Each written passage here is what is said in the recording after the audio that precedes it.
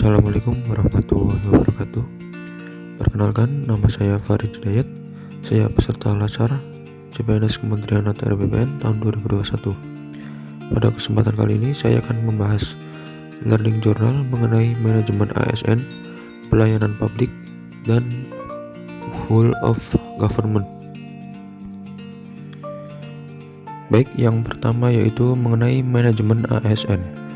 Manajemen ASN adalah pengelolaan ASN untuk menghasilkan pegawai ASN yang profesional, memiliki nilai dasar, etika profesi, bebas dari intervensi politik, bersih dari praktik korupsi, kolusi, dan nepotisme. Manajemen ASN lebih menekankan kepada pengaturan profesi pegawai, sehingga diharapkan agar selalu tersedia sumber daya aparatur sipil negara yang unggul selaras dengan perkembangan zaman. Kemudian berdasarkan jenisnya, pegawai ASN terdiri atas pegawai negeri sipil atau PNS dan pegawai pemerintah dengan perjanjian kerja atau PPPK atau biasa disebut P3K. Pegawai ASN berkedudukan sebagai aparatur negara yang menjalankan kebijakan yang ditetapkan oleh pimpinan instansi pemerintah, serta harus bebas dari pengaruh dan intervensi semua golongan dan partai politik. Kemudian untuk menjalankan kedudukannya tersebut, maka pegawai ASN berfungsi sebagai yang pertama, pelaksana kebijakan publik, yang kedua, pelayan publik, dan yang ketiga sebagai perekat dan pemersatu bangsa. Kemudian sistem merit dalam manajemen ASN.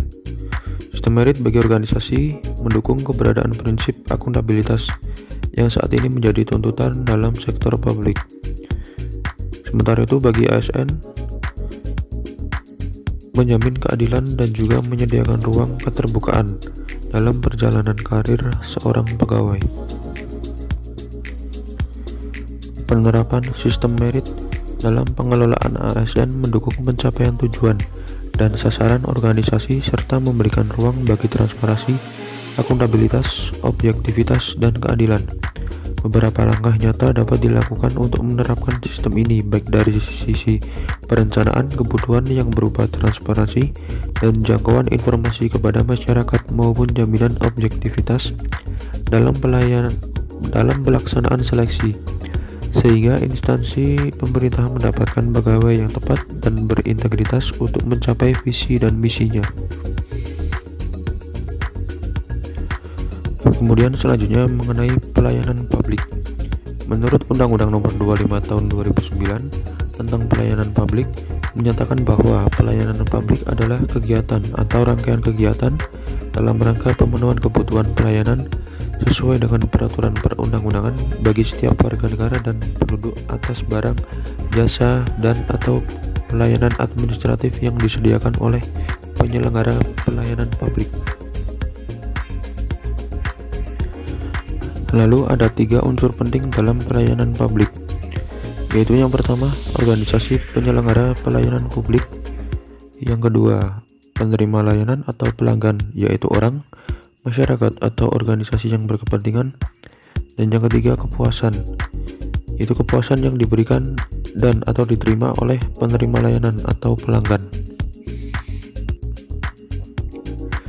Kemudian ada prinsip pelayanan publik yang baik untuk mewujudkan pelayanan yang prima, yaitu yang pertama partisipatif, yang kedua transparan, yang ketiga responsif, keempat non-diskriminatif, 5. Mudah dan murah, 6. Efektif dan efisien, 7. Aksesibel, 8.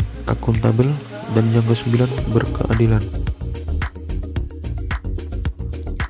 Kemudian langkah strategis yang dapat dilakukan dalam peningkatan pelayanan publik. Yang pertama yaitu membangun kesadaran melayani bagi aparatur. Yang kedua, membangun kesadaran masyarakat sebagai konsumen dengan membuka kesempatan yang seluas-luasnya kepada masyarakat, baik langsung maupun melalui media massa, untuk menyampaikan saran atau pengaduan mengenai pelayanan masyarakat.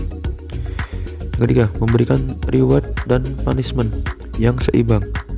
Yang keempat, mengadakan kompetisi pelayanan untuk instansi yang memberikan pelayanan sejenis. Kemudian apa perbedaan etiket dan etika?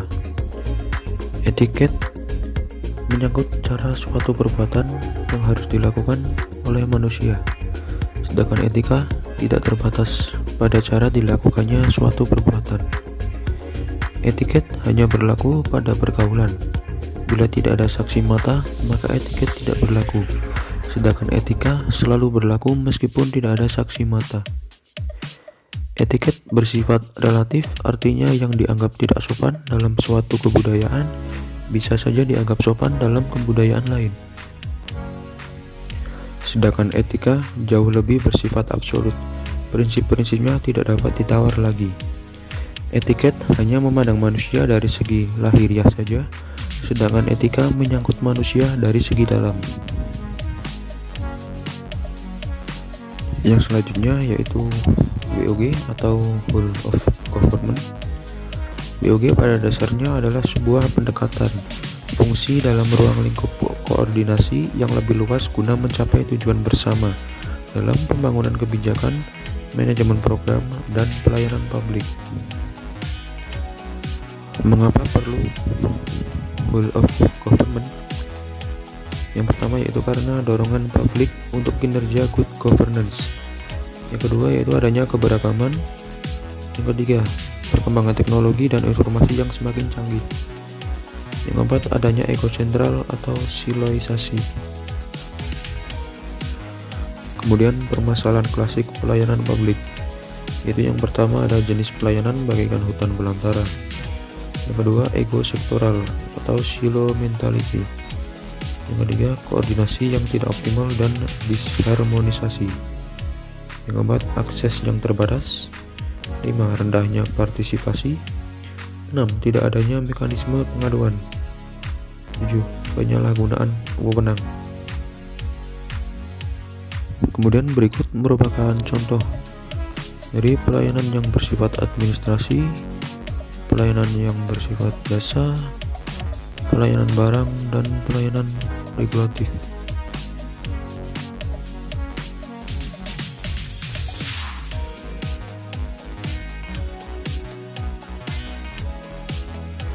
Kemudian tantangan praktek WOG. Yang pertama, kapasitas SDM dan institusi.